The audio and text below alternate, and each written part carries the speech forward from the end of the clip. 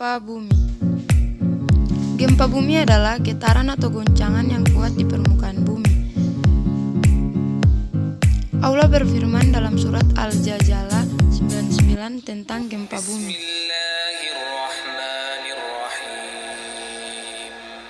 إذا زلزلت الأرض زلزالها وأخرجت الأرض أثقالها.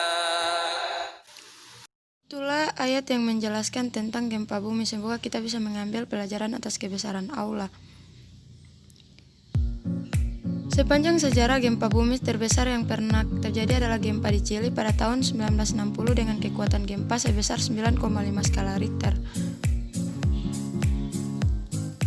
Lalu bagaimana sains menjelaskan gempa bumi? Secara umum, gempa dibedakan berdasarkan penyebabnya.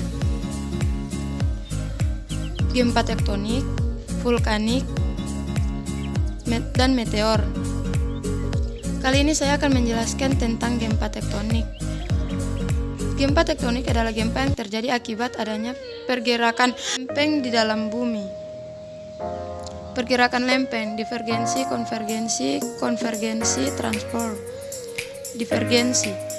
Divergen merupakan proses pergerakan lempeng yang saling menjauh akibat adanya tekanan magma dari dalam bumi. Konvergensi. Konvergen adalah proses pergerakan lempeng yang saling mendekat akibat tekanan magma dari dalam bumi. Transport. Transport adalah pergerakan lempeng yang bergerak sejajar yang disebabkan oleh tekanan magma dari dalam bumi. Gempa biasanya disebabkan oleh konvergen dan transport. Konvergen bisa menyebabkan gempa karena apabila kedua lempeng saling bertemu maka akan terjadi goncangan yang sangat besar pada zona subduksi. Zona subduksi adalah area atau titik pertemuan antara lempeng di mana pada titik ini terjadi gesekan antar lempeng yang menghasilkan getaran. Transport bisa mengakibatkan gempa karena saat kedua lempeng bergerak sejajar akan terjadi gesekan yang kuat antar lempeng. Gesekan tersebut akan memperlambat ke permukaan di mana gempa bumi dapat menimbulkan gejala dan dampak serius bagi kehidupan. Apabila gempa terjadi di dasar laut, maka hal tersebut bisa menyebabkan terjadinya tsunami.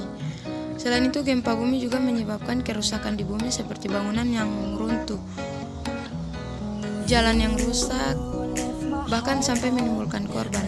Gempa, mitigasi bencana. Saya akan memberikan beberapa tips untuk menjaga diri apabila sewaktu-waktu terjadi gempa bumi. Apabila kita berada dalam ruangan tertutup, berlindung segera dari tempat perlindungan yang aman dari reruntuhan. Jika tidak sempat, maka lakukanlah hal-hal berikut. Jangan menggunakan tangga dan eskalator. Jika kita berada di ruangan terbuka, segeralah mencari tempat yang aman. Jika kita sedang mengendarai mobil, segeralah keluar dan cari tempat yang aman. Itulah tadi penjelasan tentang proses terjadinya gempa bumi. Sekarang teman-teman sudah tahu kan apa itu gempa bumi dan bagaimana prosesnya. Oke, sekian dari saya. Assalamualaikum warahmatullahi wabarakatuh.